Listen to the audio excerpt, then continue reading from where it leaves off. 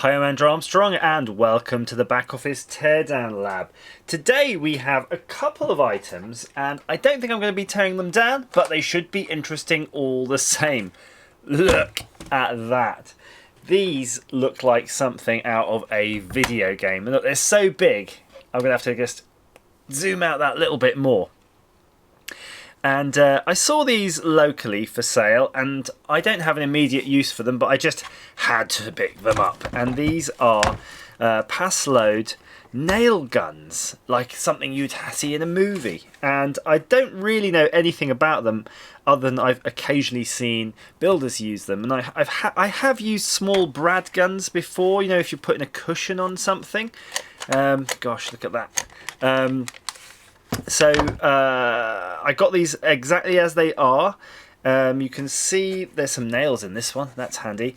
I do know a little bit that they do have a gas canister that lives in the back. Oh, it says push up. Oop, okay. You can see there's a little gas canister in that one. I think there's a filter and there's some other bits and pieces. But let's leave that one alone. Maybe there's some gas in that. Who knows? But what I bought is some other accessories for them, and I'm going to show you them now, and then we're going to figure out how these all work. So I went online. I've got a big box off camera of all these. Oh my gosh, that's a heavy one. Items. And these are all the sundries you need to run one of these, apparently. Because it didn't come with a charger. I had to buy a charger.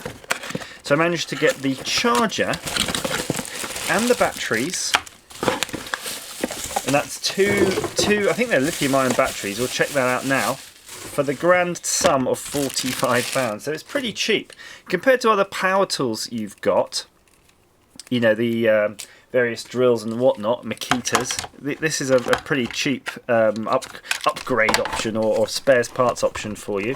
Let's plug that in. Let's see if it works. Perhaps that's why it's so cheap. And the batteries, I hope they've got a bit of charge so we can just play them right away. Look something like that. And I believe this is the car charging lead for the charging base station. So we just pop that in. Where's the plus? Oh, the right way. And hopefully something go. Okay, it's gone to red, and I'm presuming it's going to go to green when it's charged. I'm going to get both out. I'm going to try it out. In fact, let's get the voltmeter on this and see what's in there. Okay, what else do we have? Oh, that was a free mug. Came with a free thermos travel mug. You don't need to see that. We know what they look like. And this is how the nails come for them. So they come with a canister of gas, and the canister should be enough, which it says, I don't know, 40 grams, 80 mils of gas should be enough to drive the whole packet of nails here. I don't really know how many is in a pack. Let's just read on the side. Not really, doesn't actually say. It's probably by weight. But there's certainly plenty there, and they look like they could do you some damage, don't they, at that length? So I want to set up one of these guns. We're going to try it right now. Just going to get rid of me boxes. So let's see if there are any volts in these batteries. Oh, they actually are NiCad, I think. Did I just see? Yeah, they're NiCad batteries. 6 volts. So let's see. Hit me with some 60 volts. 6.5, so they probably have enough to get going with. So let's put this aside. We're going to start with the small one, purely because the small one seemed to have a gas canister in it, and I'm curious if it's got any in it. Does it have some barads? It does. It looks like it's got a few just loaded up in there, so we're going to go with that. I have a piece of firewood. Let's see how you get this. Well, actually, where do you put the battery? Oh, the battery goes right there. Now, again, no instructions, no nothing. I'm not sure how any of these adjustments work. I do know that you probably don't want it pointing at you. So what it does, it has a piston in it, and apparently it's very much like a basically like an engine. It's got a combustion chamber, and when you pop the trigger, it goes bang, and that bang pushes out a nail. So let's pull the trigger. Do we? Oh! So I pushed the trigger, and you heard it doing a So I don't know what that does. I'm going to put it into the piece of wood. Gingerly. Oh, it's doing something. I can hear it running. I don't know what it's... I'm really quite scared now. Let's...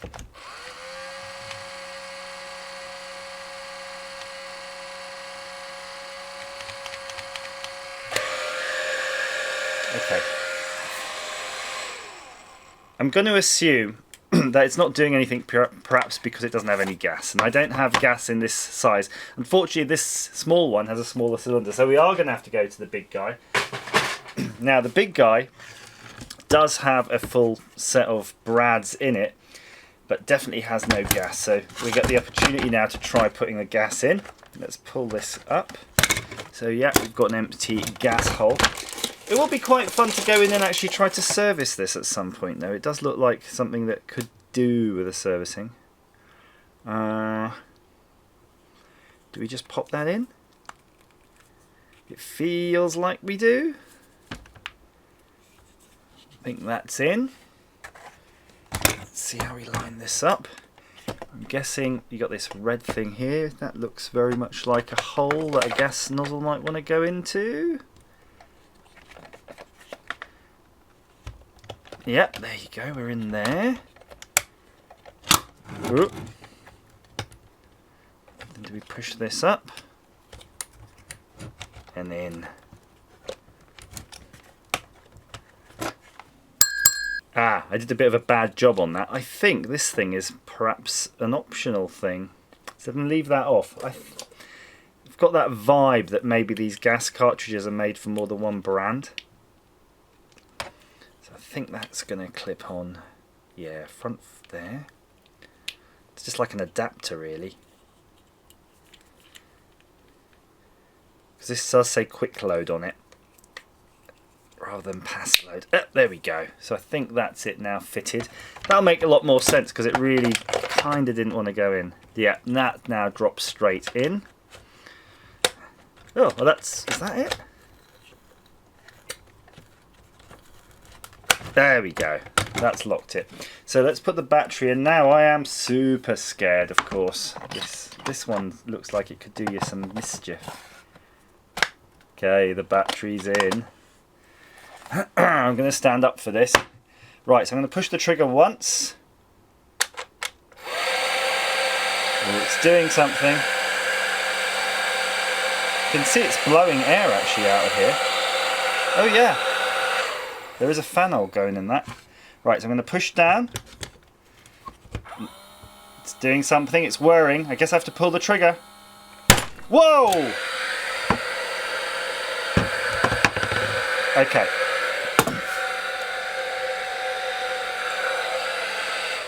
I have no idea how you turn it off. Okay, so I'm going to take the battery out. I think that's the safest way. Someone might be getting some instructions online. So let's have a look, literally, let's have a look at the damage, the literal damage. Look at that. So it actually fired that nail straight through that as if it was nothing. You definitely don't want that going off in the wrong place. But look at that, the back office board has a tiny bit of damage there. But of course, resin is tough and we've withstood it. That is absolutely a terrifying tool. So have you ever used one of these? If there's any advice you can give me so I don't do myself a mischief, I would appreciate it. I think there is a potential for disaster here. I kind of feel though I do want to try one more time.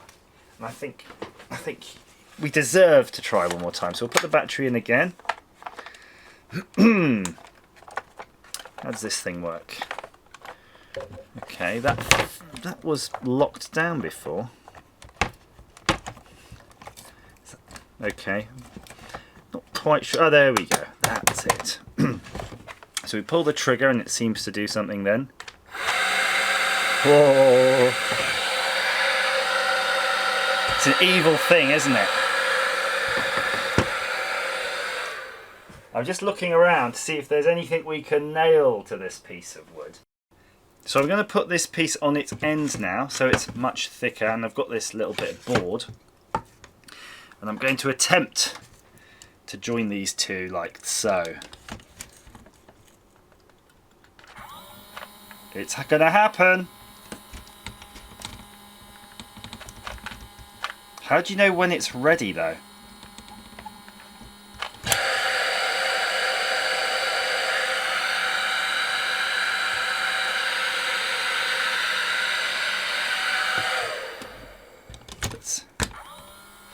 Whoa!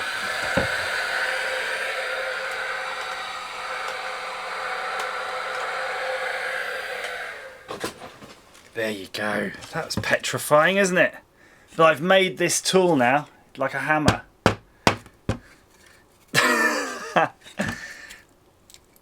Okay. It's doing a good job considering this is such a thin piece of crap wood. Yeah, look at that, I'm like the Incredible Hulk. He got it out. Yeah, that's an absolutely scary tool.